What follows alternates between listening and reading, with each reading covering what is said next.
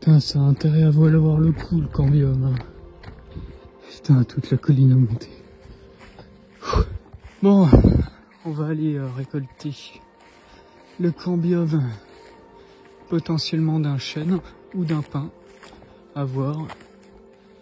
Voir s'il y en a un qui est fourni ou pas mort.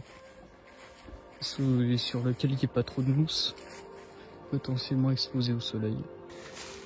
Eh bien salut, c'est Silverhead. Hier nous avait dit un beau jour en vocal, on n'a pas de vidéo sur lui. Et puis là je me suis dit ben banco. Donc, pour commencer en beauté, la consommation du cambium. Sur un des meilleurs arbres pour cette activité-là, c'est-à-dire le pin. Si je me suis trompé d'essence, c'est vraiment que je suis un con par contre. Donc le cambium c'est une couche, une sous-couche de l'arbre parmi les plusieurs qui est située juste sous le libère. Vous avez l'écorce, le libère et le cambium. Le libère, il est consommable, mais vaut mieux le faire bouillir au minimum une quinzaine de minutes. Le cambium, lui, même si on peut le faire bouillir aussi, c'est consommable cru. Et ce qui est intéressant avec le cambium, c'est que c'est présent sur à peu près tous les arbres de la planète en fait.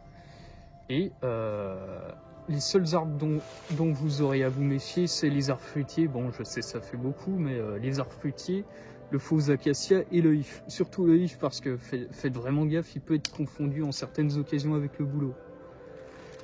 Donc, récolte du cambium, ça va être tout simple.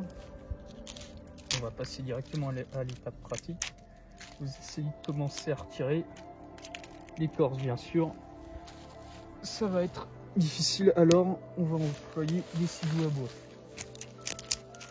Bien sûr, vous faites avec ce que vous avez sur le moment.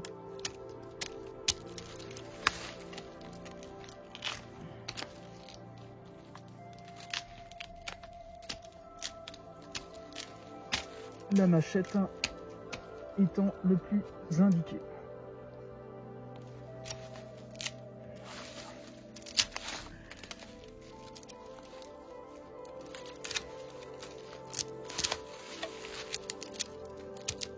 Là, j'ai bientôt fini de retirer toute la couche jusqu'au libère.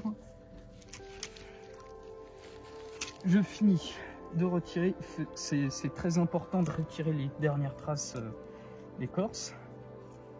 Et là, on arrive sur le libère. Il faut savoir que là, on est en fin de saison printanière. Enfin, non. On n'est même plus en saison printanière, en fait. Et donc, l'apport de sève dans le libère et le cadmium va être beaucoup moins riche, donc beaucoup moins nourrissant. Putain, je l'aurais mérité ma place chez Dark of Corp. Ah. Ah putain, j'en bégaye. Au moins j'aurais fait un bon plan. Ah. Et voilà. Bien. Voilà. Donc, là, l'important c'est de ne pas en retirer plus d'un tiers de l'arbre. Sinon ça le met en danger par développement de champignons. Parce que le cambium et le libère, ça peut se régénérer, mais que jusqu'à un certain point. Pour le libère, c'est très simple. On va venir enfoncer le couteau et descendre. On va en faire des bandes.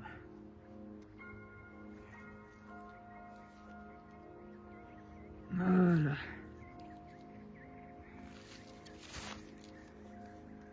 Voilà, on le sent bien s'enfoncer.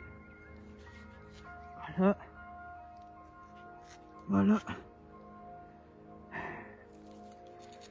Et on passe en travers.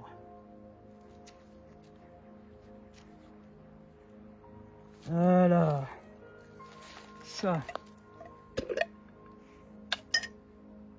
voilà. Ça, c'est le libère.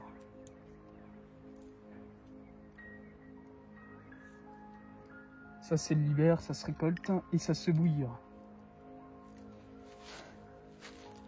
15 minutes pour le rendre à peu près mangeable, même si ça se mange là. Et jusqu'à 30 minutes pour le rendre bien tendre. Vous voyez, ça vient toute seule, ça se décroche en bande.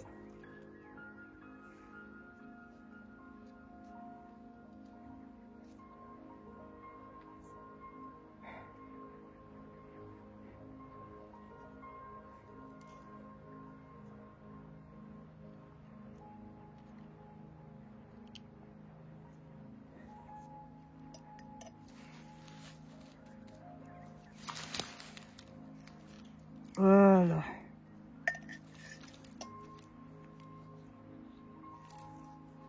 Comme quoi, c'est autant de gueule que la vidéo dégustation d'ortie d'Arnaud, hein. Bah moi je suis pas tout à fait d'accord, Silverhead, même si je trouve que ce que tu dis a beaucoup de sens. Et c'est juste derrière qu'on va avoir la partie la plus intéressante avant le bois.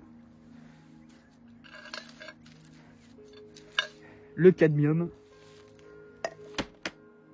Le cambium. Qui se déguste cru. Enfin, qu'on peut faire de préférence bouillir quand même. Et pour ça, je l'ai récolté à partir de cet outil. Aussi un ciseau à bois.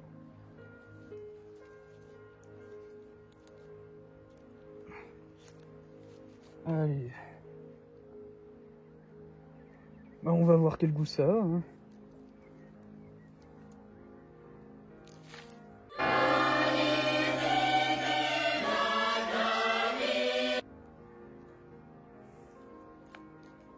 C'est corché.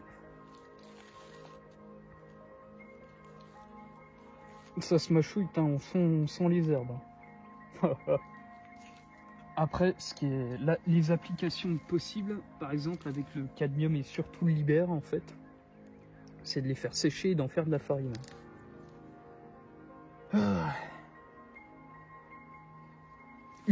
Possiblement utilisable dans la pâte à pain, par exemple. Et il paraît que c'est pas mauvais, hein. Il y a, les propriétés nutritives ne changent pas. Il faut savoir que le cambium, tout de même, c'est du sucre, des protéines et des micronutriments. Donc, au cas où vous n'avez plus de vif, plus de nourriture, vous pouvez toujours vous servir et c'est un excellent appoint. C'est pas quelque chose à prendre en dernier recours. Enfin, si, bien sûr, quand vous n'avez plus de nourriture, c'est pas quelque chose qui détruit la santé. C'est un excellent apport en énergie, qui est fait pour reprendre des forces. Ça sera tout pour moi, hein. Le souci, c'est que je vais pas pouvoir faire bouillir tout ça. Enfin, pas dans l'immédiat. Ça se conserve, ça se conserve quand même quelques jours. Mais après, le conseil, c'est de le faire bouillir. Moi, j'ai plus de cartouches de gaz. Donc, ça va être dommage, hein. Je vais essayer quand même. Et je vous enverrai possiblement le résultat. Peut-être en photo sur le Discord. Ou bien même en vidéo. Si jamais je peux en faire une. Vous avez pu comprendre, c'est assez difficile de récolter du cambium. Ça dépend surtout de l'outillage que vous avez, que vous utilisez. Si vous utilisez une machette, surtout faites gaffe. Faites attention à vous, un accident c'est arrivé. Faites surtout très attention à l'espèce d'arbre que vous allez traiter. Je vous conseillerais sans aucun doute le pain. Le pain c'est une valeur sûre, le pain c'est le plus rentable. Avec le bouleau au moins, vu que ça peut être on peut le confondre avec d'autres arbres, surtout si c'est recouvert de mousse. Alors faites très attention, je suis en aucun cas responsable des conneries que vous pouvez faire. Alors surtout renseignez-vous. Supposons que vous soyez en face d'une arbre que vous voulez traiter. Vérifiez, même si ça fait un peu amateur, vous en faites pas, vérifiez sur le net de bord, prenez des photos, vérifiez, allez pas vous empoisonner. Bon, sinon je pense que j'ai tout dit, en tout cas tout ce que j'avais à dire et tout ce que je savais, donc j'ai plus qu'à vous souhaiter bonne chance, et on se revoit bientôt hypothétiquement pour une vidéo sur l'hydromel sur la chaîne de Silverhead et la chaîne de Drakov Corp. Et vous n'avez plus qu'à déguster chez vous.